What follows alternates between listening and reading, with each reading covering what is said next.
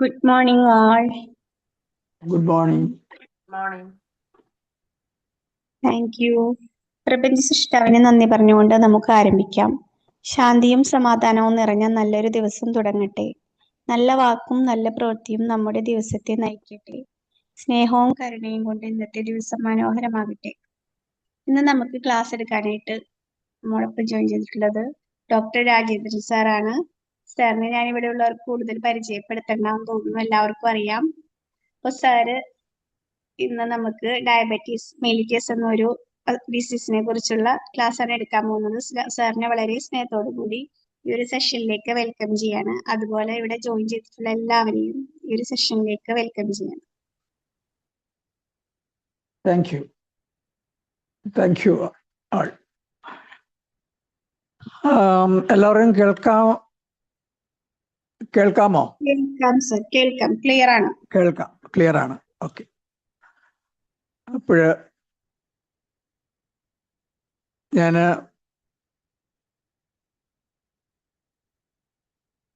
വിംബിളിൻ്റെ എല്ലാ അതോറിറ്റീസിനെയും നന്ദി പറഞ്ഞുകൊണ്ട് ഞാൻ ക്ലാസ്സിലേക്ക് കടക്കുന്നു. ഞാൻ ഡയബറ്റീസ് മെലിറ്റസിനെ കുറിച്ച് ഒരു ക്ലാസ് എടുത്തതാണ്.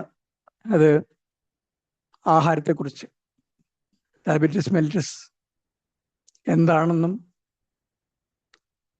അതിൻ്റെ ചെറിയ ചില വിശദീകരണങ്ങളും ഞാൻ തന്നിരുന്നു. നമ്മൾ ഇന്ന് വളരെ സാധാരണമായിക്കൊണ്ടിരിക്കുന്ന ഈ ലൈഫ് സ്റ്റൈൽ ഡിസീസാണ്, പകർച്ചവ്യാധി അല്ല. പക്ഷേ ഇന്ന് പകർച്ചവ്യാധി പോലെ പടർന്നു പിടിച്ചിരിക്കുന്ന ഈ അസുഖം, അതിൻ്റെ പ്രത്യേകത എന്ന് പറഞ്ഞാൽ ലൈഫ് സ്റ്റൈൽ ഡിസീസാണ് എന്നുള്ളതാണ് അതിൻ്റെ പ്രത്യേകത. വളരെ ചെറുപ്പക്കാരിൽ പോലും ഇന്ന് 25 വയസ്സ് 30 വയസ്സൊക്കെ ഉള്ള ആൾക്കാർ പോലും ഇന്ന് ഡയബറ്റീസ്, പ്രമേഹം വളരെ സാധാരണമാണ്. അപ്പോഴതിൻ്റെ വേരുകൾ കണ്ടെത്തുമ്പോൾ എവിടെ നിന്ന് തുടങ്ങണം എന്ന് ശരിക്കും എനിക്ക് ആകെ ഒരു കൺഫ്യൂഷനായിരുന്നു. അപ്പോഴ് ഞാൻ കോഴിയാണോ കോഴിമുട്ടയാണോ മൂത്തത് എന്ന് ചോദിക്കുന്നത് ഇതുപോലെ ഞാൻ പലതവണ ആലോചിച്ചു. അപ്പോഴ് ഞാൻ അവസാനം ഒരു തീരുമാനത്തിലെത്തിയെന്ന് പറയുന്നത്,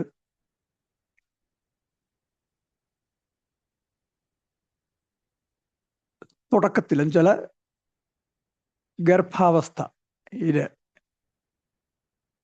മുതൽ ചിലൊരു കുഞ്ഞിന് ജന്മം നൽകുന്നത് അമ്മ, ആ ഗർഭാവസ്ഥയെക്കുറിച്ച് വളരെ വിശദമായ ഒരു ക്ലാസ് ഷീലമാം എടുത്തിരുന്നു. ഞാൻ ഇന്നലെ നമ്മുടെ ഗ്രൂപ്പിൽ ഞാനിന്ന് സജ്ജനമാം അയച്ചെന്ന് ഞാൻ അഭ്യർത്ഥിക്കുകയും ഞാൻ അത് വീണ്ടും പോസ്റ്റ് ചെയ്യുകയും ചെയ്തിരുന്നു. വളരെ വിശദമായ ഒരു സെഷനായിരുന്നു, നല്ല സെഷനായിരുന്നു. ഒരു നോൺ മെഡിക്കലായുള്ള ഒരാൾ ഒരു ഇത്ര ഭംഗിയായിട്ട് ഒരു സെഷൻ പ്രസന്റ് ചെയ്തപ്പോൾ ശരിക്കും പറയാം എനിക്ക് ഇന്നലെ അത് രണ്ടാമതും കേട്ടപ്പോൾ എനിക്ക് വളരെ അതിശയവും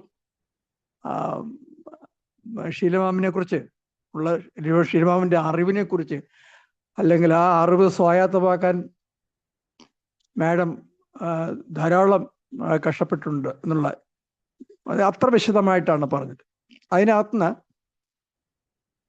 ഞാൻ തുടങ്ങാം. മാഡം അതിനകത്ത് വ്യക്തമായിട്ട് പറയുന്നുണ്ട് പ്രിപ്പറേഷൻ ഓഫ് പ്രീ പ്രഗ്നന്റ്. അങ്ങനൊരു സബ്ജക്റ്റ് തന്നെ വളരെ അത് തിരഞ്ഞെടുക്കാനുള്ള കാരണം ഞാൻ മാഡത്തിനൊക്കെ ചോദിക്കണമെന്ന് വിചാരിച്ചാണ്. വളരെ ചില ഒരു സാധാരണ ഒരു ഇതല്ല, ഒരു സബ്ജക്റ്റ് അല്ലത്. അപ്പോൾ അതിനകത്ത് ഞാൻ തുടങ്ങാം. മാഡം അതിനകത്ത് വ്യക്തമായിട്ട് പറയുന്നുണ്ട് ഒരു കുഞ്ഞ് വേണം എന്ന് നമ്മൾ ആഗ്രഹിക്കുമ്പോൾ അതിന് ചില പ്രിപ്പറേഷൻസ്, അതാ ആണുങ്ങൾക്കായാലും പെണ്ണുങ്ങൾക്കായാലും പുരുഷനായാലും സ്ത്രീക്കായാലും കുറെ പ്രിപ്പറേഷൻസ് ആവശ്യമുണ്ട്. നമ്മുടെ ആരോഗ്യം, ബോത്ത് മെന്റൽ ആൻഡ് ഫിസിക്കൽ, അതിനുവേണ്ടി തയ്യാറാക്കുകയും അതിനുവേണ്ടി ശ്രമിക്കുകയും നല്ല ആഹാരങ്ങൾ കഴിക്കുകയും നല്ല റിലാക്സേഷൻ, മനസ്സിന് നല്ല റിലാക്സേഷൻ കൊടുക്കുകയും എല്ലാം നല്ല ആഹാരങ്ങൾ കഴിച്ച്, നല്ല ആഹാരങ്ങൾ എന്ന് പറഞ്ഞു കഴിഞ്ഞാൽ നമ്മുടെ നാച്ചുറലായിട്ടുള്ള ആഹാരങ്ങൾ കഴിച്ച് നമ്മൾ നല്ല ആരോഗ്യം നേടേണ്ടതാണ്. അപ്പോൾ അതിനകത്ത് മാഡം പറയുന്നുണ്ട് നോർമൽ BMI. നോർമൽ BMIയിൽ നമ്മുടെ ശരീരം കൊണ്ടുവരേണ്ട ആവശ്യകത മാഡം അതിനകത്ത് വ്യക്തമായിട്ട് പറയുന്നുണ്ട്.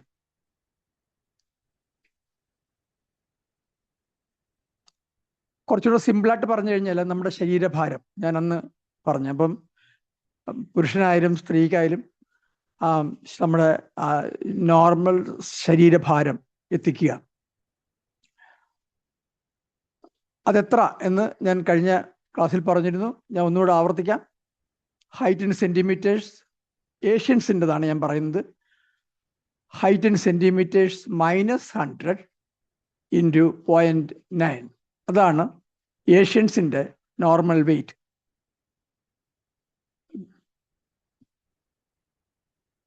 ഇത് ഒരുപാട് തെറ്റുകൾ പിന്നെ പലരും പറയാറുണ്ട്. നമ്മുടെ ഈവൻ ഡോക്ടർമാർ പോലും തെറ്റിച്ച് പറയാറുണ്ട് ഹൈറ്റ് ഇൻ സെൻറ്റിമീറ്റേഴ്സ് -100 ആണ്. അത് പക്ഷേ യൂറോപ്യൻസിൻ്റെ ഫോർമുലയാണ് ഹൈറ്റ് ഇൻ സെൻറ്റിമീറ്റേഴ്സ് -100. അതിന് 0.9 കൊണ്ട് ഗുണിക്കുന്നതാണ് നമ്മുടെ നോർമൽ വെയ്റ്റ്. ഓക്കെ, അപ്പോൾ ആ നോർമൽ വെയ്റ്റ് മെയിൻറ്റെയിൻ ചെയ്യേണ്ട ആവശ്യകത അതാണ് ഏറ്റവും പ്രധാനം. കാരണം അതിൻ്റെ ഒരുപാട് പാരാമീറ്റേഴ്സ് ഉണ്ട്. അപ്പോൾ അതിനകത്തുനിന്ന് ഉണ്ടാകുന്ന ഒരു പ്രധാന കാര്യമാണ് ഈ BMI എന്ന് പറയുന്നത്, ബോഡി മാസ് ഇൻഡെക്സ്. നമ്മുടെ വെയ്റ്റിനെ divided by height in meters, meter square. Weight divided by height. ഇപ്പോൾ ഹൈറ്റ് പിന്നെ 1.5 അടി ആണെങ്കിൽ 180 സെൻറ്റിമീറ്റർ ആണെങ്കിൽ 1.8 × 1.8. വെയിറ്റ് 80 കിലോ ആണെങ്കിൽ 80 ഡിവൈഡഡ് ബൈ 1.8 × 1.8. അതാണ് ബോഡി മാസ് ഇൻഡെക്സ് എന്ന് പറയുന്നത്. എന്തെങ്കിലും സംശയം ഉണ്ടോ ആർക്കെങ്കിലും? ഹലോ, audible ആണല്ലോ? ഇല്ല സാർ. ഓക്കെ ആണല്ലോ? ഓക്കെ. അപ്പം ഒരാള് പ്രഗ്നന്റ് ആവുന്ന സമയത്ത് ഈ നോർമൽ BMI ആയിരിക്കണമെന്ന് മാഡം അതിനകത്ത് കൃത്യമായിട്ട് പറയുന്നുണ്ട്. അപ്പോൾ ആ നോർമൽ BMI എന്ന് പറയുന്നത്, ഏഷ്യൻസിൻ്റെ നോർമൽ BMI എന്ന് പറയുന്നത് 23.9 ആണ് മാക്സിമം. എന്നുവെച്ചാൽ 18 to 23 0.9 ആണ് ഏഷ്യൻസിൻ്റെ നോർമൽ BMI. അപ്പം ഒരാൾ പ്രഗ്നൻ്റ് ആകുമ്പോൾ ആ BMIയിൽ എത്തണം. കാരണം ഈ പ്രഗ്നൻസി എന്ന് പറയുന്നത് ഒരു ഡയബറ്റോജെനിക് കണ്ടീഷനാണ്. ഡയബറ്റോജെനിക് കണ്ടീഷൻ ഡയബറ്റീസ് ഉണ്ടാകാൻ സാധ്യതയുള്ള ഒരു കണ്ടീഷനാണ്. കാരണം ഈ കുഞ്ഞ് അമ്മയുടെ ഓവും അച്ഛൻ്റെ ബീജവും തമ്മിൽ ചേർന്നുണ്ടാവുന്ന സൈഗോട്ടിൽ നിന്നാണ് കുഞ്ഞുണ്ടാവുന്നത്. അപ്പം ആ കുഞ്ഞിൻ്റെ പകുതി ഭാഗം വെളിയിൽ നിന്നുള്ള ഒരു മാറ്ററാണ്. So it acts as a foreign body. നമ്മളിപ്പോൾ കിഡ്നിയൊക്കെ ട്രാൻസ്പ്ലാന്റ് ചെയ്യുന്നത് പോലെ ഒരു ഫോറിൻ ബോഡിയാണ്. ആ 180 ദിവസം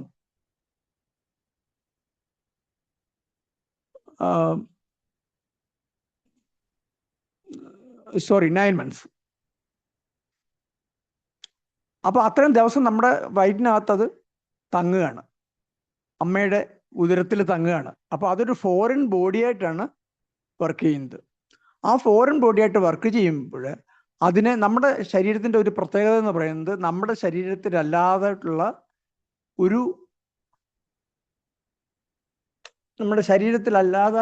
ഒരു സംഗതി നമ്മുടെ ഉള്ളിൽ എത്തിക്കഴിഞ്ഞാൽ അതിനെ എപ്പോഴും റിജക്റ്റ് ചെയ്യാൻ ശ്രമിച്ചുകൊണ്ടിരിക്കും. അപ്പോൾ റിജക്റ്റ് ചെയ്യാൻ ഇപ്പം നമ്മൾ ട്രാൻസ്പ്ലാന്റേഷൻ ചെയ്യുമ്പോൾ തന്നെ അത് റിജക്റ്റ് ചെയ്യാൻ ശ്രമിച്ചുകൊണ്ടിരിക്കും. അപ്പോൾ റിജക്റ്റ് ചെയ്യാൻ ശ്രമിച്ചുകൊണ്ടിരിക്കുന്നതിനെ തടയാനായിട്ട് നമ്മൾ ട്രാൻസ്പ്ലാന്റ് ചെയ്യുമ്പോൾ നമ്മൾ ചില മരുന്നുകൾ ഉപയോഗിക്കുന്നുണ്ട്.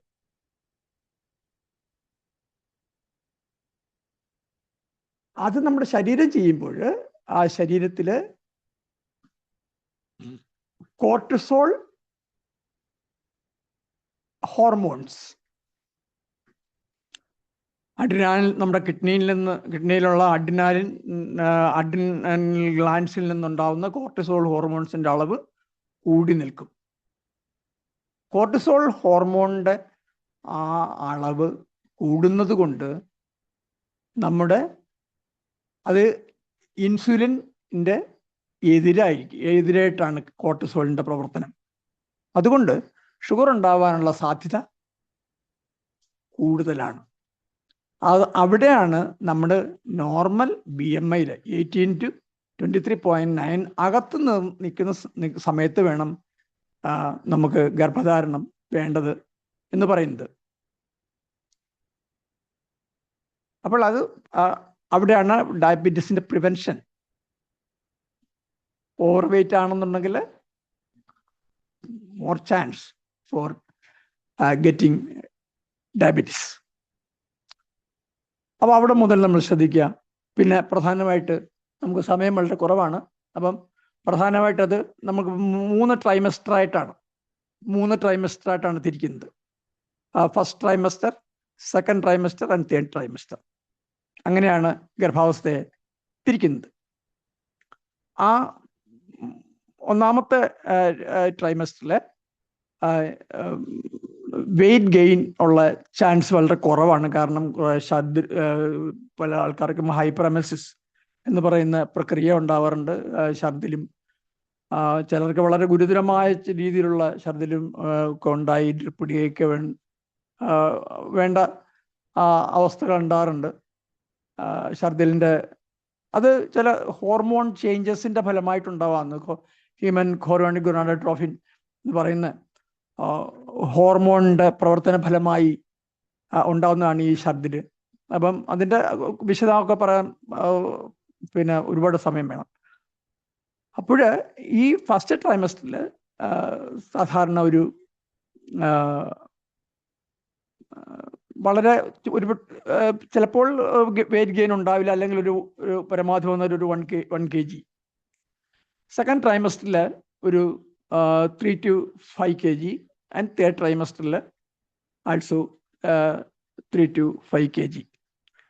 അങ്ങനെ ഒരു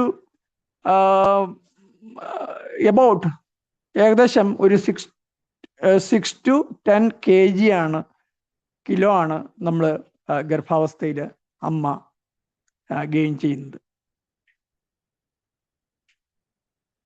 അപ്പോൾ ഇവിടെ ശ്രദ്ധിക്കേണ്ട പ്രധാന കാര്യം എന്ന് പറയുന്നത്, ഡയബറ്റീസിൽ നിന്ന് നമ്മൾ രക്ഷ നേടാൻ പ്രധാനമായിട്ടും ഗർഭിണി ശ്രദ്ധിക്കേണ്ട കാര്യം എന്ന് പറയുന്നത് നോർമൽ വെയിറ്റ് മെയിൻറ്റെയിൻ ചെയ്യുക എന്നാണ്. അപ്പോൾ ആഹാരത്തിൻ്റെ രീതിയിൽ പ്രോട്ടീൻസ് നമ്മുടെ സാധാരണ പിന്നെ ഒരു മനുഷ്യൻ്റെ ആഹാര രീതി എന്ന് പറയുന്നത് 50 to 60% carbohydrate, 20% protein and 30% fat. അങ്ങനെയാണ് നമ്മുടെ പ്രൊപ്പോർഷൻ, ആഹാരത്തിനകത്തെ പ്രൊപ്പോർഷന്. അത് പ്രഗ്നൻസി ടൈമിൽ നമ്മൾ ചെയ്യേണ്ടതെന്ന് പറയുന്നത് ഈ കാർബോഹൈഡ്രേറ്റ് അതിനകത്ത് കൂടുതൽ കോംപ്ലക്സ് കാർബോഹൈഡ്രേറ്റ്സ് ഉപയോഗിക്കുക എന്നുള്ള ഒരു ചേഞ്ച് അവിടെ വേണം. എന്നുവെച്ചാൽ മധുരത്തിൻ്റെയൊക്കെ അളവ് കുറച്ച്, ആഹാരമൊക്കെ എല്ലാ ആഹാരവും കഴിക്കാം, പക്ഷെ ഒരു നിയന്ത്രണം വേണം. പിന്നെ മധുരത്തിൻ്റെയൊക്കെ ഇത് കുറച്ചിട്ട് നമ്മുടെ പ്രോട്ടീൻസ് കുറച്ചും കൂടെ ഒരു 20 to 30% വരെ പ്രോട്ടീൻസ് ചെല്ലത്തക്ക രീതിയിൽ, അതേപോലെ തന്നെ പിന്നെ കാർബോഹൈഡ്രേറ്റ് 50% കാർബോഹൈഡ്രേറ്റ്, കോംപ്ലക്സ് കാർബോഹൈഡ്രേറ്റ് എല്ലാം കഴിക്കാമെങ്കിലും കോംപ്ലക്സ് കാർബോഹൈഡ്രേറ്റ് റാഗി അല്ലെങ്കിൽ മില്ലറ്റ്സ് പോലുള്ള സാധനങ്ങൾ കൂടുതൽ ഉപയോഗിക്കുക. വേവിച്ചതും വേവിക്കാത്തതുമായിട്ടുള്ള പച്ചക്കറികൾ ഉപയോഗിക്കുക. സലാഡ്സ് നമ്മുടെ ആഹാരത്തിൻ്റെ ഒരു പ്രധാന ഭാഗമായിരിക്കണം. കാരണം ഡയബറ്റീസിനെ പ്രിവെൻറ്റ് ചെയ്ത് നിർത്താൻ പ്രധാനമായിട്ട് വേണ്ടത് ഈ വേവിക്കാത്ത പച്ചക്കറികളിൽ നിന്ന് കിട്ടുന്ന നമ്മുടെ ഫൈബേഴ്സാണ്, മൈക്രോ ഫൈബേഴ്സ്. അപ്പോൾ എല്ലാവരും അത് ശ്രദ്ധിക്കണം. മൈക്രോ ഫൈബേഴ്സ് അടങ്ങിയിരിക്കുന്ന സലാഡ്സ് നമ്മൾ ആഹാരം കഴിക്കുന്നതിന് മുമ്പ് കുറച്ച് സലാഡ്സ് കഴിച്ചതിന് ശേഷം വേണം ആഹാരം കഴിക്കാൻ. അതേപോലെ തന്നെ അരി ആഹാരവും ഗോതമ്പാഹാരമൊക്കെ കഴിക്കുന്നതിനേക്കാൾ കുറെ കൂടെ മെച്ചം, നല്ലത് ഒരു മിക്സഡ് എന്ന് വെച്ചാൽ റാഗിയോ മില്ലറ്റ്സോ കൂടെ അരിയിലോ ഗോതമ്പിലോ ചേർത്ത് ഒരു 50-50 എന്നുള്ള ഇതിലാണ് എൻ്റെ ഒരു അനുഭവം വെച്ച് നോക്കിയാൽ. എൻ്റെ ഒരു 50% പിന്നെ മില്ലറ്റ്സ് അല്ലെങ്കിൽ റാഗി പ്ലസ് അരി അല്ലെങ്കിൽ ഗോതമ്പ്. അതേപോലെ തന്നെ ചോറ് ഉപയോഗിക്കുമ്പോൾ അത് നമ്മൾ ബ്രൗൺ റൈസ്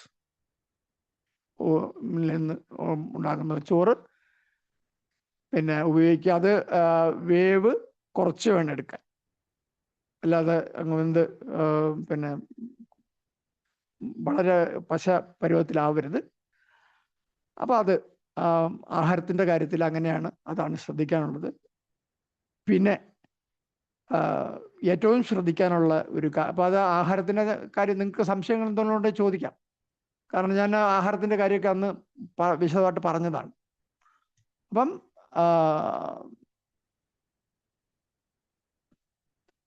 പ്രധാനമായിട്ട് ശ്രദ്ധിക്കാനുള്ളൊരു കാര്യം എന്ന് പറയുന്നത്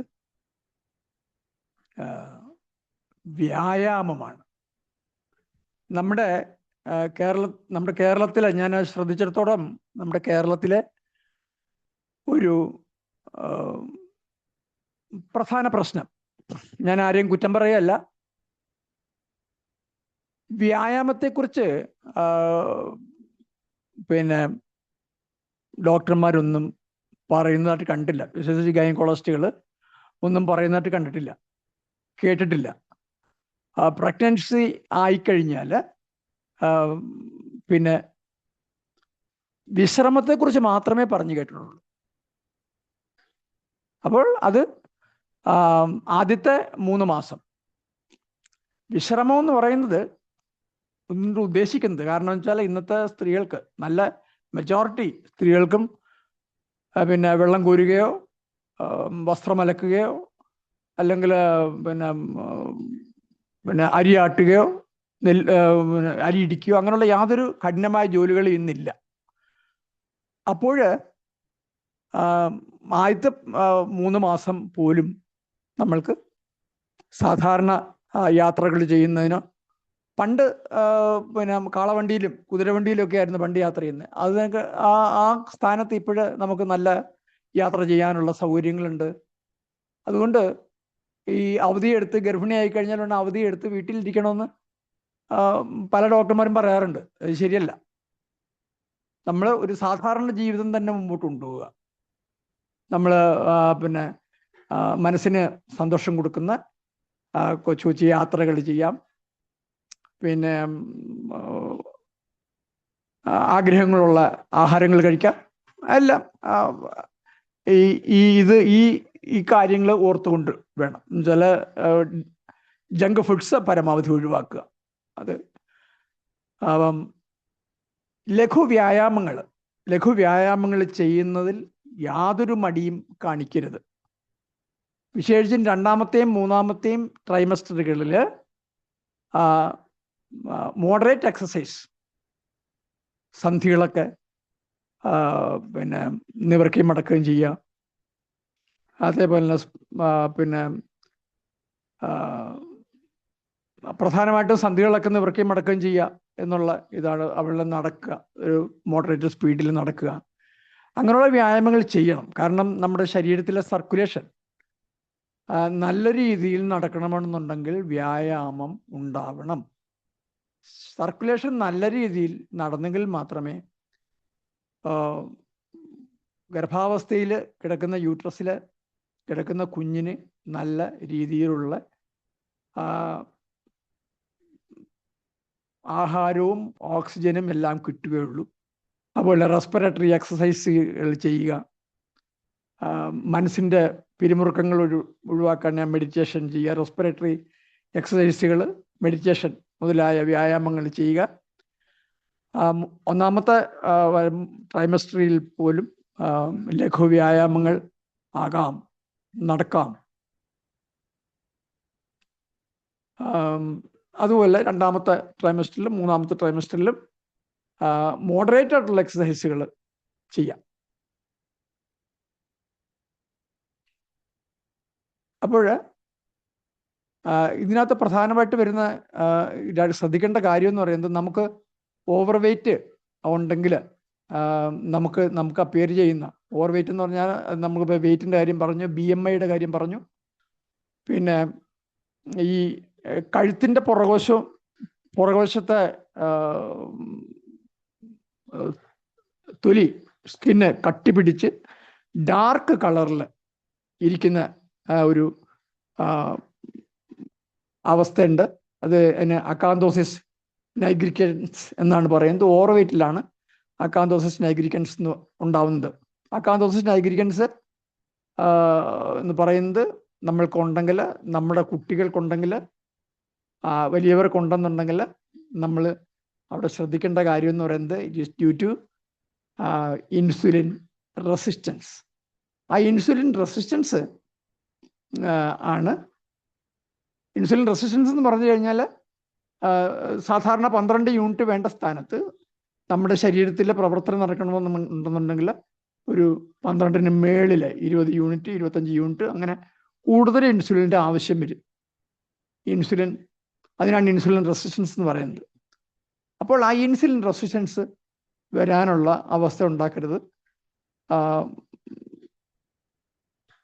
അക്കാന്തോസിസ് നൈഗ്രിക്കൻസ്. പിന്നെ അപ്പോൾ കൂടുതൽ വെയിറ്റ് ഉണ്ടായിക്കഴിഞ്ഞാൽ അവൻ്റെ വയറ് കൂടുതൽ, പിന്നെ വയറിൽ കൂടുതൽ ഫാറ്റ് വന്നു കഴിഞ്ഞാൽ ആ ഫാറ്റ് ലിവറിനകത്തും വരും. അതിനാണ് നമ്മുടെ ഫാറ്റ് ലിവർ എന്ന് പറയുന്നത്. അതേപോലെ തന്നെ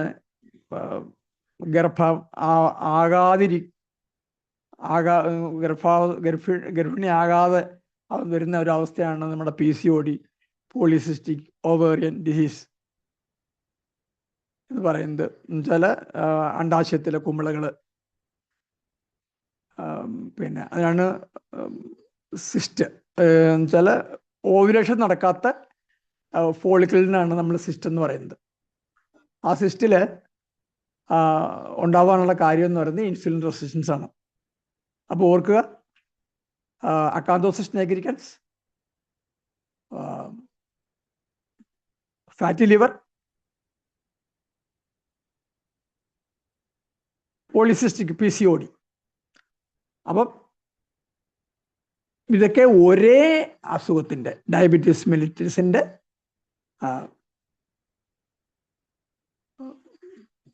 തുടക്കമാണ്. അപ്പം അത് തുടർന്ന് വന്നു കഴിഞ്ഞാൽ നമ്മൾ ഡയബറ്റീസിലേക്ക് പോവും. അപ്പോൾ ആ ഒരു അവസ്ഥ ഉണ്ടാകാതെ പ്രഗ്നൻസിയിൽ, പ്രത്യേകിച്ചും ഡയബറ്റോജനിക്കായ സ്റ്റേജായ പ്രഗ്നൻസിയിൽ നമ്മൾ ശ്രദ്ധിക്കണം. കാരണം ഈ PCODയുടെ ഒരു കാര്യം പറഞ്ഞു കഴിഞ്ഞാൽ കുഞ്ഞുങ്ങളിൽ ഓവർ വെയ്റ്റ് ആയുള്ള അമ്മമാരുടെ നമ്മുടെ വയറ്റിൽ കിടക്കുന്ന കുഞ്ഞിൻ്റെ ഓവറിയിൽ പോലും ഈ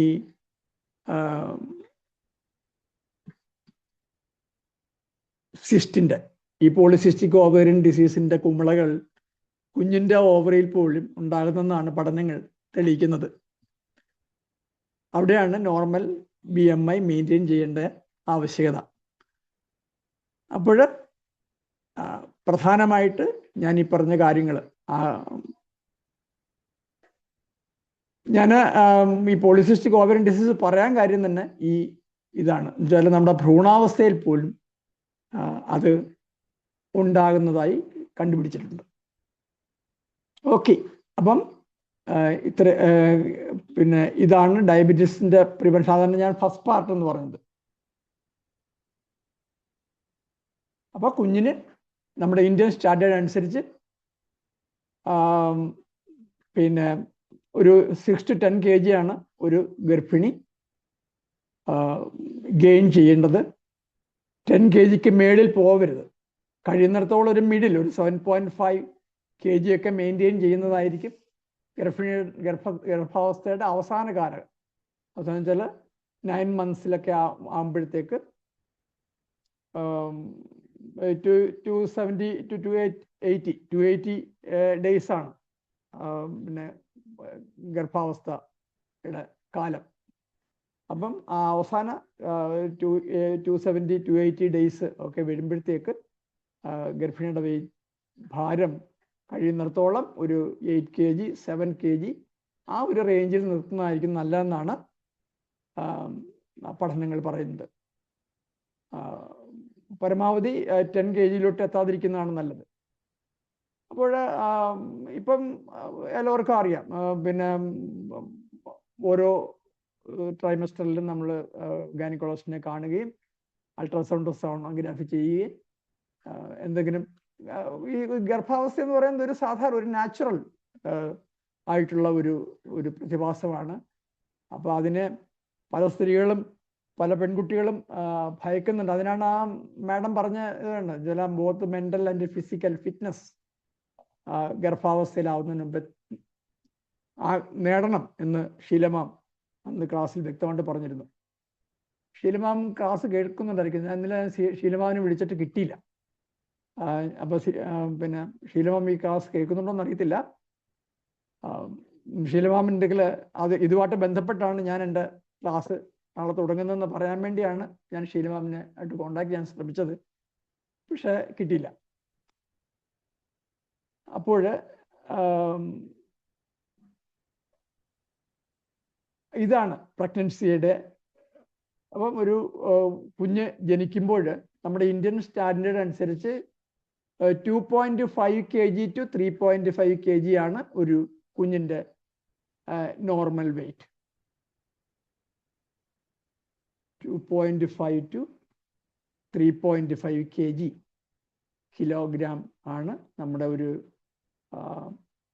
കുഞ്ഞിന് 4 കിലോ ഉണ്ടായിരുന്നു എന്നൊക്കെ ചില അമ്മമാര് മുത്തച്ഛനും മുത്തച്ഛയൊക്കെ വളരെ അഭിമാനത്തിലൂടെ പറയാറുണ്ട്.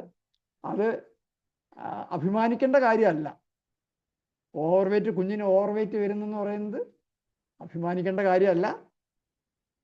കാരണം അവിടെ ഒളിഞ്ഞിരിപ്പുണ്ട് നമ്മുടെ ഡയബറ്റീസ്.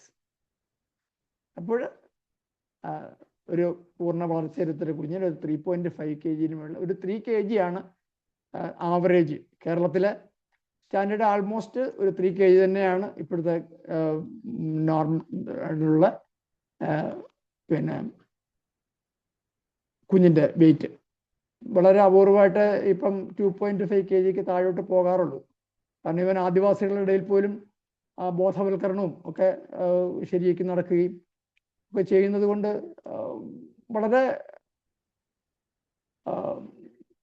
നല്ല ആരോഗ്യ ഉള്ള കുഞ്ഞുങ്ങളെയാണ് ഇപ്പോഴ് പ്രസവിക്കുന്നത്. അവർക്ക് വേണ്ട അയൺ ടാബ്ലറ്റും ഫോളിക് ആസിഡും ഒക്കെ കയറുണ്ട്. നമ്മൾ ഗൈനക്കോളജിസ്റ്റുകൾ കാൽഷ്യവും അയൺ വിത്ത് ഫോളിക് ആസിഡാണ് ഇന്ന് കൊടുക്കാറുള്ളത്. അപ്പോൾ അവിടെയും ഞാൻ ഓർമ്മിപ്പിക്കുന്ന നമ്മൾ അയണും കാൽഷ്യവും അടങ്ങിയുള്ള ആഹാരങ്ങൾ, ഗുളികകൾ തരാറുണ്ടെങ്കിലും അയണും കാൽഷ്യവും അടങ്ങിയ ആഹാരങ്ങൾ, പിന്നെ പ്രധാനമായിട്ടും കാർബോഹൈഡ്രേറ്റ് വരുന്നത് റാഗിയാണ്. റാഗിക്കകത്താണെങ്കിൽ നമുക്ക് വേണ്ട എല്ലാ സംഗതികളും എന്നുവെച്ചാൽ ഗർഭിണിക്കാണെങ്കിലും പിന്നെ നല്ല ആരോഗ്യമുള്ള എല്ലാവർക്കും കഴിക്കാൻ അതിനകത്ത് റാഗിക്കകത്താണെങ്കിൽ ആവശ്യത്തിന് കാൽഷ്യമുണ്ട്. റാഗി ശരീരത്തിലെ വൈറ്റമിൻ ഡിയുടെ അളവ് നോർമലാണെങ്കിൽ നമ്മൾ ഒരു ദിവസം 1 മണിക്കൂർ വെയിൽ കൊള്ളുന്ന ആളാണെന്നുണ്ടെങ്കിൽ വൈറ്റമിൻ ഡി കുറവാനുള്ള ചാൻസ് കുറവാണ്. പക്ഷേ ഇന്ന് വൈറ്റമിൻ ഡി എല്ലാവരിലും കുറവാണ്. അതുകൊണ്ട് വൈറ്റമിൻ ഡിയുടെ നോർമൽ അളവെന്ന് പറയുന്നത് 50 to 100 ആണ് നമ്മുടെ പിന്നെ വൈറ്റമിൻ ഡിയുടെ അളവ്. അപ്പോൾ അതിനകത്ത് മെയിൻറ്റെയിൻ ചെയ്യുവാണെന്നുണ്ടെങ്കിൽ നമുക്ക് ആഹാരത്തിന് എന്തുകൊണ്ട് വൈറ്റമിൻ ഡി ഇല്ല കുറഞ്ഞു കഴിഞ്ഞാലുള്ള പ്രശ്നം എന്ന് പറയുന്നത് കൂടുതൽ ആഹാരത്തിലുള്ള കാൽഷ്യം വൈറ്റമിൻ ഡിയുടെ അളവ് സാധാരണ നിലയിലല്ലെന്നുണ്ടെങ്കിൽ ഈ കാൽഷ്യം അബ്സോർബ് ചെയ്യപ്പെടില്ല. അബ്സോർബ് ചെയ്യാതെ മലത്തിലൂടെ തന്നെ പോവുകയാണ് ചെയ്യുന്നത്. അതുകൊണ്ട് വൈറ്റമിൻ ഡിയുടെ അളവ് അതൊക്കെ പിന്നെ ഡോക്ടർ എല്ലാ ഇൻവെസ്റ്റിഗേഷൻസും ചെയ്യും. അതുകൊണ്ട് വൈറ്റമിൻ ഡിയുടെ അളവ് നോർമലായിരിക്കണം. കാൽഷ്യം ടാബ്ലറ്റ് കഴിച്ചാൽ വൈറ്റമിൻ ഡി ആവശ്യത്തിന് ഒരു ദിവസം നമുക്ക് 2000 യൂണിറ്റ് വൈറ്റമിൻ ഡി ആവശ്യമുണ്ട്. ആ അളവിൽ വൈറ്റമിൻ ഡി ചെന്നിരിക്കണം. 50 to 100 പിന്നെ ആണ് നമ്മുടെ വാല്യൂ എങ്കിൽ അതൊക്കെ പ്രഗ്നൻസി ആവുന്നതിന് മുമ്പ് തന്നെ അതൊക്കെ എല്ലാം കറക്റ്റ് ചെയ്യണം. അതും ഡയബറ്റീസ് പ്രിവെൻഷൻ്റെ ഒരു ഭാഗമാണ്. Vitamin D normal content of vitamin D, normal level of vitamin D എങ്കിൽ മാത്രമേ കാൽഷ്യം ആവശ്യത്തിന് അബ്സോർബ് ചെയ്യുള്ളൂ. കാൽഷ്യം രക്തത്തിനകത്ത് മെയിൻറ്റെയിൻഡ് ആയി പോവുള്ളൂ. ഓക്കെ, എല്ലാ പോയിന്റ്സും ഞാൻ പറഞ്ഞിട്ടുണ്ടെന്ന് കരുതുന്നു. ഇപ്പോൾ സമയം വൈകിട്ട് 6:10 ഇനി ഞാൻ എന്തെങ്കിലും പറയാതെ ഇരുന്നുണ്ടെന്നുണ്ടെങ്കിൽ നിങ്ങൾക്ക് ചോദിക്കാം. അതിനുവേണ്ടി ഇനിയുള്ള സമയം അതിനുവേണ്ടി തരുന്നു. അപ്പോൾ ഇതാണ് ഡയബറ്റീസ് പ്രിവെൻഷൻ്റെ ഫസ്റ്റ് പാർട്ട്. ഇത് കഴിഞ്ഞിട്ട് സെക്കൻഡ് പാർട്ട് ഞാൻ ഉദ്ദേശിക്കുന്നത് കുഞ്ഞുങ്ങളുടെ കാര്യമാണ്. തേർഡ് പാർട്ട് അഡൽട്ടിൻ്റെ കാര്യം. അപ്പോൾ അതിനകത്ത് കുറേ അധികം പാരാമീറ്റേഴ്സ് ഉണ്ട്. ആ പാരാമീറ്റേഴ്സൊക്കെ പുറകെ ഉള്ള പാർട്ടിൽ സെഷൻസിൽ പറഞ്ഞു തരാം. ഇപ്പോഴ് ഈ സമയത്തിനകത്ത് വെച്ച് മാക്സിമം പോയിന്റ്സ് കവർ ചെയ്തിട്ടുണ്ടെന്നാണ് ഞാൻ വിശ്വസിക്കുന്നത്. അല്ല ഉണ്ടെങ്കിൽ നിങ്ങൾക്ക് ഇതിനകത്ത് ഏതെങ്കിലും പോയിന്റ് വിട്ടുപോയിട്ടുണ്ടെങ്കിലോ എന്തെങ്കിലും സംശയമുണ്ടെങ്കിലോ എന്തെങ്കിലും അറിയാനുണ്ടെങ്കിലോ ചോദിക്കാവുന്നതാണ്. Thank you very much. Thank you all.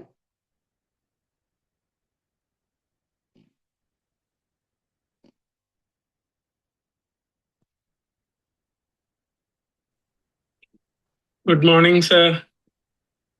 Good morning. വളരെ ഇൻഫോർമേറ്റീവ് ആയിട്ടുള്ള നല്ലൊരു സെഷൻ, എല്ലാവരും അറിഞ്ഞിരിക്കേണ്ട. ഞാൻ സാറിന്റെ ക്ലാസ് കേട്ടപ്പം പല കാര്യങ്ങളും മുമ്പ് അറിഞ്ഞിരുന്നെങ്കിൽ നന്നായേനെ എന്നിങ്ങനെ ആലോചിച്ചു. ഞാൻ സത്യത്തിൽ ഈ ചോദ്യം ചോദിക്കാൻ വരികയായിരുന്നു, പക്ഷെ സാർ ഇനി അടുത്ത സെഷനിൽ കുഞ്ഞുങ്ങളുടെ കാര്യം പറയുന്നു പറഞ്ഞത് കൊണ്ട് ഈ PCOD തൈറോയിഡ് ഒക്കെ ഉള്ള അമ്മമാരുടെ കുട്ടികൾക്ക് നമ്മൾ ഏത് ഇയർ തൊട്ട് ഏത് ഏജ് തൊട്ട് മോണിറ്റർ ചെയ്യണം എന്നായിരുന്നു എൻ്റെ ഡൗട്ട്. ഈ ഡയബറ്റിക്സിനുള്ള സാധ്യതയുണ്ടോ എന്നുള്ളത്. ശരിക്കും ഷീലമാമിന്റെ ക്ലാസ്സിനകത്ത് അത് വ്യക്തമായിട്ട് പറഞ്ഞിട്ടുണ്ട്. തൈറോയിഡ്, അതുപോലെ ഷുഗർ, നമുക്ക് ഈ ഷുഗർ അതിൻ്റെ ടെസ്റ്റ് ചെയ്യുന്നുണ്ട്.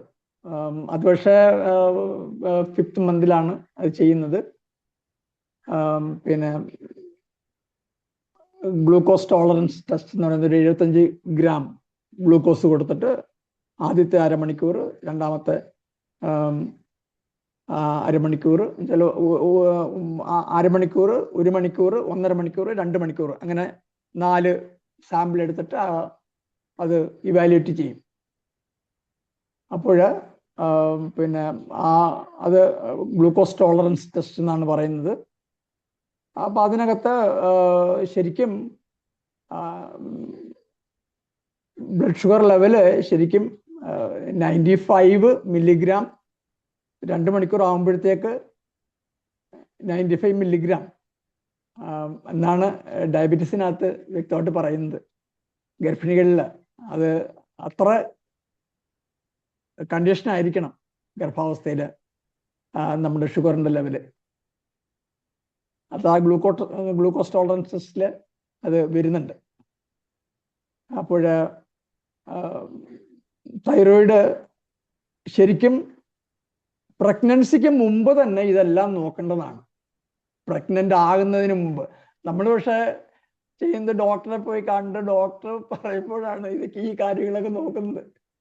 പക്ഷേ ഷീലമാം പറഞ്ഞ പോലെ ശരിക്കും പ്രഗ്നൻ്റ് ആകുന്നതിന് മുമ്പ് തന്നെ പുരുഷനിലും സ്ത്രീയിലും ഉള്ള എല്ലാ തൈറോയിഡിൻ്റെ അളവ്, ഷുഗറിൻ്റെ അളവ്, അതേപോലെ തന്നെ കാൽഷ്യത്തിൻ്റെ, വൈറ്റമിൻ ഡി, ഇതെല്ലാം നോർമൽ ലെവലിലാണെന്ന് നമ്മൾ ഉറപ്പാക്കിയിരിക്കണം. എങ്കിൽ മാത്രമേ നല്ല ഒരു കുഞ്ഞ്, നല്ല ആരോഗ്യമുള്ള, പ്രശ്നങ്ങൾ ഒന്നും ബാധിക്കാത്ത ഒരു കുഞ്ഞിനെ നമുക്ക് കിട്ടുകയുള്ളൂ. അപ്പോൾ അതാണ് അന്ന് ഷീലമാമിൻ്റെ, ഞാൻ ഇന്നലെ മെസ്സേജ് ഇട്ടിരുന്നു, എല്ലാവരും അതൊന്ന് കേട്ടിട്ട് വരണം എന്ന് ഞാൻ മെസ്സേജ് ഇട്ടിരുന്നു. നല്ലൊരു സെഷനായിരുന്നു. എന്താ, ഷീലമാമിനെ എത്ര അപ്രീഷിയേറ്റ് ചെയ്താലും അധികമാവില്ല അന്നത്തെ class. Thank you sir. Sir, എൻ്റെ ക്വസ്റ്റ്യൻ അതാ എന്ന് വെച്ചാല്, ഈ PCOD, തൈറോയിഡ്, ഡയബറ്റിക്സ് ഒക്കെ ഉണ്ടായിരുന്ന അമ്മക്ക് ഉണ്ടാവുന്ന കുഞ്ഞ്, ഈ കുഞ്ഞിന് പിന്നീട് ഡയബറ്റിക്സും അതുപോലെ PCOD ഒക്കെ ഉണ്ടാവാനുള്ള സാധ്യതയുണ്ടോ എന്നറിയാനായിട്ട് നമ്മൾ ഏത് ഏജ് മുതൽ മോണിറ്റർ ചെയ്ത് തുടങ്ങണം എന്നായിരുന്നു ചോദ്യം. അത് പ്രഗ്നൻസി പ്രിപ്പറേഷൻ തൊട്ട് ശ്രദ്ധിക്കേണ്ടതാണ്. പ്രഗ്നൻ്റ് ആയിക്കഴിഞ്ഞാൽ നമ്മൾ ഈ ഓരോ കാര്യങ്ങളും മോണിറ്റർ ചെയ്ത് മുമ്പോട്ട് കൊണ്ടുപോകണം. ഓവർ വെയിറ്റ് ഉണ്ടാവരുത്, അണ്ടർ വെയിറ്റും ആവരുത്. ഓവർ വെയിറ്റ് ആയിക്കഴിഞ്ഞാൽ ഞാൻ അത് ആ പോയിന്റ് പറഞ്ഞു കഴിഞ്ഞു. പെൺകുഞ്ഞുങ്ങളിൽ അണ്ടാശയങ്ങളിൽ PCODയുടെ കുമിളകൾ ഉണ്ടാകുന്നു എന്നാണ് ഓവർ വെയിറ്റ് ഉള്ള മദേഴ്സിനുണ്ടാകുന്ന കുഞ്ഞുങ്ങളിൽ ഈ PCODയുടെ മുകുളങ്ങൾ ഉണ്ടാകുന്നുള്ളത്. അപ്പം ആദ്യം മുതലേ ഓരോ ഘട്ടത്തിലും നമ്മൾ നോർമൽ വെയിറ്റ് മെയിൻറ്റെയിൻ ചെയ്യേണ്ടതാണ്. പിന്നെ 3 ട്രൈമസ്റ്ററിലും ആദ്യം മുതലേ നമ്മൾ ക്ലിയർ ആണോ? Okay sir, okay. ആദ്യം മുതലേ നമ്മൾ ഓരോ സ്റ്റേഴ്സിലും നമ്മൾ നോർമൽ ലെവൽ മെയിൻറ്റെയിൻ ചെയ്ത് കൊണ്ടുപോകണം. Okay sir, thank you. എങ്കിൽ മാത്രമേ കുഞ്ഞുങ്ങളിൽ ഡയബറ്റീസ് നമുക്ക് പ്രിവെന്റ് ചെയ്യാൻ കഴിയുള്ളൂ. കുഞ്ഞുങ്ങളുടെ ഇത് വരുമ്പോൾ ഞാൻ കൂടുതൽ ക്ലിയർ ആയിട്ട് പറയാം. അപ്പം ഇതെല്ലാം നമ്മൾ നോക്കും. ഹോർമോണും മറ്റേ പിന്നെ എലിമെൻ്റൽ ലെവലുകൾ, ഹോർമോൺ ലെവലുകളൊക്കെ നമ്മൾ, പക്ഷെ അതെല്ലാം പിന്നെ പ്രഗ്നൻ്റ് ആയതിനു ശേഷമാണ് നോക്കുന്നതായിട്ട് കാണുന്നത്. പക്ഷെ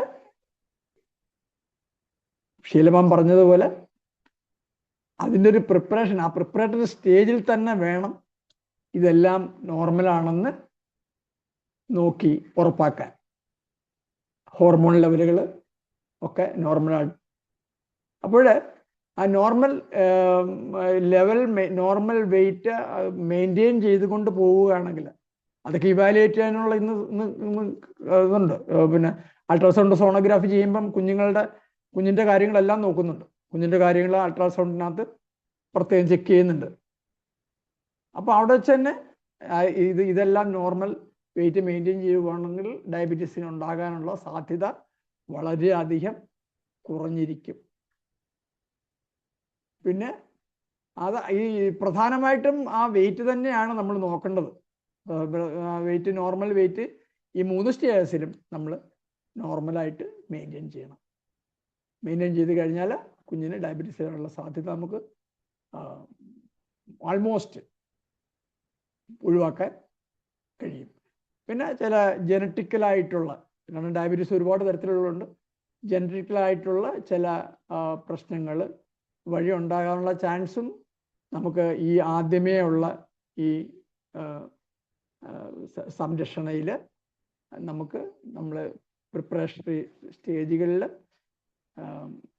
പ്രഗ്നൻ്റ് ആയിരിക്കുന്ന സമയത്ത് നമുക്ക് മെയിൻറ്റെയിൻ ചെയ്ത് തടയാവുന്നതാണ്. ഓക്കെ, ഞാൻ എൻ്റെ പോയിന്റിലേക്ക് എത്തിയോ? Hello? Yes, sir. Yes, sir. Thank you. Okay. Hello Rajendra sir. Yes. Hello sir, നല്ല ഒരു വാല്യുബിൾ ആയിട്ടുള്ള സെഷൻ ആയിരുന്നു സാർ ഡയബറ്റീസിനെ കുറിച്ച് പറഞ്ഞത്. അപ്പൊ എനിക്കൊരു ഡൗട്ട് ഉള്ളതെന്ന് വെച്ചാൽ, അമ്മ ഈ ഗർഭധാരണ സമയത്തും മെഡിസിൻ എടുക്കുന്നുണ്ട് ഷുഗറിന്റെ. അപ്പൊ അത് ഏതെങ്കിലും വിധത്തിൽ ഈ കുട്ടിയെ അത് ബാധിക്കാൻ ചാൻസ് ഉണ്ടോ? മെഡിസിൻ എടുക്കുന്ന അമ്മയാണ് ഷുഗറിന്റെ. മെഡിസിൻ എടുക്കുന്ന അമ്മ സാധാരണയായിട്ട് ഈ PCOD ഉള്ള കേസുകളിലാണ് സാധാരണയായിട്ട് ഡയബറ്റീസ് ഉണ്ടാവാനുള്ള സാധ്യത ഭയങ്കര കൂടുതൽ. അപ്പം സാധാരണയായിട്ട് മെറ്റ്ഫോമിൻ എന്ന് പറയുന്ന ടാബ്ലറ്റ് ആണ് കൊടുക്കാറുള്ളത്. മെറ്റ്ഫോമിൻ അതാണ് കൊടുക്കാറുള്ളത്. മെറ്റ്ഫോമിൻ അത് പിൻവലിക്കാറില്ല. പ്രഗ്നൻ്റ് ആയാലും മെറ്റ്ഫോമിൻ തുടരുകയാണ് ചെയ്യുന്നത്. മെറ്റ്ഫോമിൻ കഴിക്കുന്നത് കൊണ്ട് യാതൊരു പ്രശ്നങ്ങളും നമ്മൾ പിന്നെ ആൾക്കാർക്ക് അലോപ്പതി മരുന്നുകളെ കുറിച്ച് ഒരുപാട് തെറ്റിദ്ധാരണകളുണ്ട്. മരുന്നൊന്നും കഴിച്ചുകൂടാ, അങ്ങനെയൊന്നുമില്ല. മരുന്ന് കഴിക്കാം, പക്ഷെ അത് ഡോക്ടറുടെ നിർദ്ദേശപ്രകാരം മാത്രമേ ആകാവൂ എന്നേ ഉള്ളൂ. കഴിക്കാവുന്ന മരുന്നുകളും കഴിച്ചുകൂടാത്ത മരുന്നുകളും ഉണ്ട്. ഈ metformin PCOD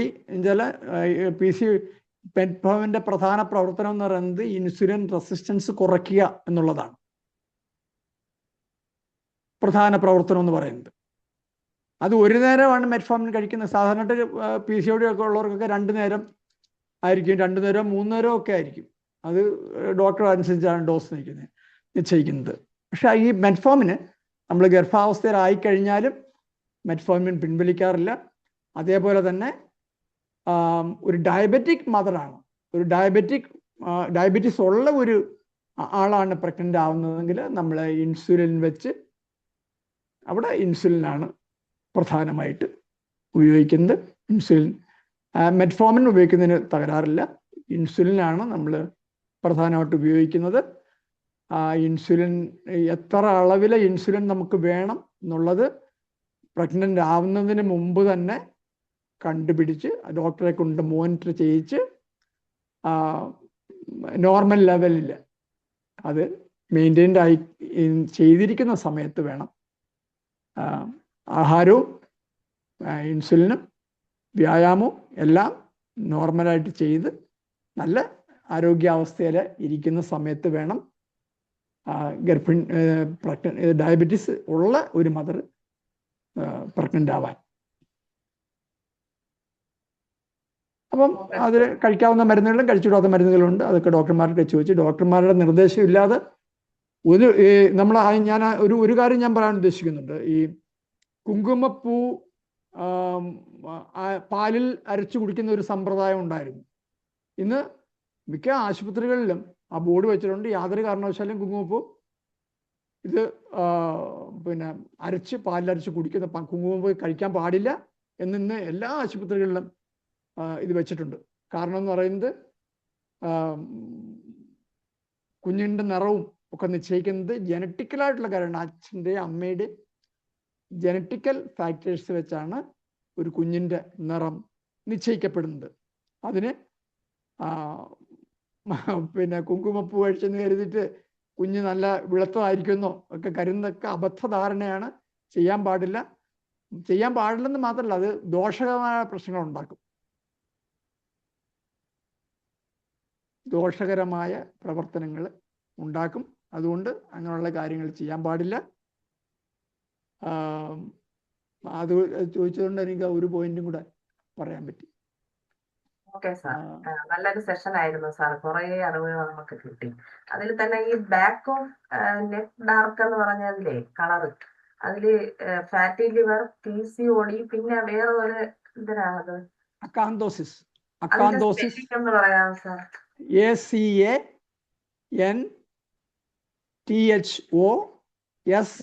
ACANTHOSIS, acanthosis nigricans, NIGRACANS, acanthosis nigricans. അതാണ് the first symptom that appear in as a forerunner of diabetes mellitus. നമ്മുടെ പുറത്ത് കാണുന്ന ഏറ്റവും ഒരു മുന്നറിയിപ്പാണ് acanthosis nigricans. Okay sir, thank you sir, thank you very much.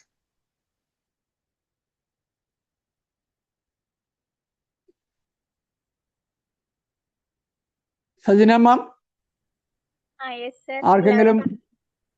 ആർക്കെങ്കിലും എന്തെങ്കിലും ചോദിക്കാനുണ്ടെങ്കിൽ ചോദിക്കാം. ഇല്ല എന്നുണ്ടെങ്കിൽ നമുക്ക് വൈൻഡപ്പ് ചെയ്യാം.